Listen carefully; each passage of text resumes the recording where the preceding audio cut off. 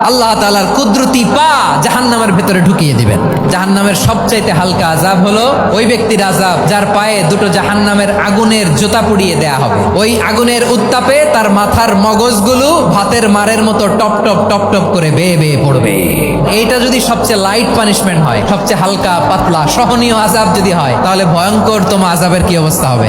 জাহান্নামের অবস্থা এত ভয়ঙ্কর হবে, জাহান্নামের ভেতরে লক্ষ লক্ষ কোটি কোটি কাফির মুশরিককে দেওয়ার পরেও জাহান্নাম বলবে হালমিম মাজিদ, আরো আছে নাকি, আরো দাও, আমার ক্ষুধা নিবারণ হয় নাই। জাহান্নামে তো উত্তপ্ত হবে, জ্বলন্ত হবে, ভয়ঙ্কর হবে। জাহান্নামের এক অংশ আরেক অংশকে খেয়ে ফেলবে। আল্লাহু আকবার।